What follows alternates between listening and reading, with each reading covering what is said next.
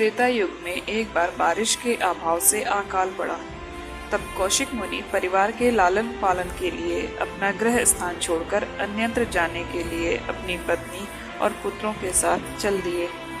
फिर भी परिवार का भरण पोषण कठिन होने पर दुखी होकर उन्होंने अपने एक पुत्र को बीच राह में ही छोड़ दिया।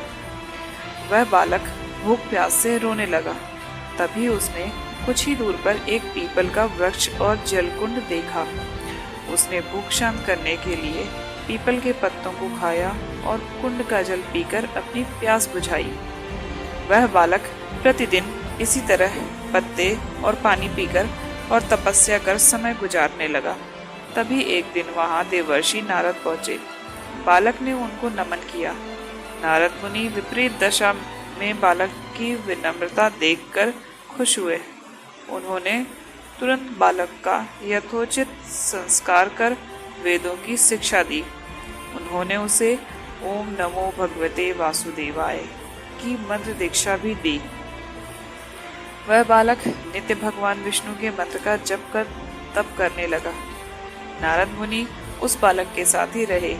बालक की तपस्या से भगवान विष्णु प्रसन्न हुए। भगवान विष्णु ने प्रकट होकर बालक से वर मांगने को कहा।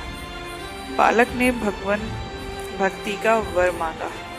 तब भगवान विष्णु ने बालक को योग और ज्ञान की शिक्षा दी, जिससे वह परम ज्ञानी महर्षि बन गया। एक दिन बालक के मन में जिज्ञासा पैदा हुई। उसने नारद मुनि से पूछा कि इतनी छोटी उम्र में ही क्यों मेरे माता पिता से अलगाव हो गया, क्यों मुझे इतनी पीड़ा भोगना पड़ रही है। आपने मुझे संस्कारित कर ब्राह्मण बनाया है, अतः मेरी पीड़ा का कारण भी बताएं। नारद मुनि ने बालक से कहा, तुमने पीपल के पत्तों को खाकर घोर तप किया है, इसलिए आज से तुम्हारा नाम पिपलाद रखता हूँ। जहाँ तक तुम्हारे कष्टों की बात है तो उसका कारण शनि ग्रह है, जिसके अहंकार वश धीमी चाल के कारण तुम्हारे साथ ही पूरा जगत भी अकाल की पीड़ा भोग रहा है। यह सुनकर बालक ने बहुत क्रोधित हो गया। उसने आवेशित होकर जैसे ही आकाश में विचरण कर रहे शनि देव को देखा, तब शनिग्रह बालक पिपलाद के तेजो बल से जमीन पर एक पर्वत पर आ गिरा, जिससे वह अपंग हो गए। शनि की ऐसी दुर्दशा देखकर नारद मुनि खुश हो गए। उन्होंने सभी देवी देवताओं को यह दृश्य देखने के लिए बुलाया। तब वहां पर ब्रह्मदेव सहित अन्य देवों ने आकर बालक पिपलाद के आवेश को शांत कर कहा कि नारद मुनि द्वारा रखा गया तुम्हारा नाम श्रेष्ठ है और आज से तुम पूरे जगत में इसी नाम से प्रसिद्ध होगे।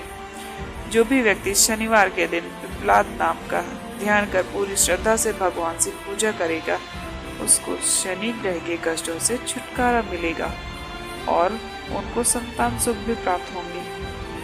ब्रह्मदेव के साथ ही पिपलाद मुनि को शनि ग्रह की शांति के लिए उनकी पूजा और व्रत का विधान बताकर कहा कि तुम धराशायी हुए शनि को अपने स्थान पर प्रतिष्ठित कर दो, क्योंकि वह निर्दोष हैं।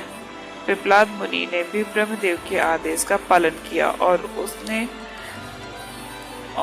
उनसे शनिश्चर व्रत की विधि जानकर जगत को शनि ग्रह की शांति का मार्ग बताया।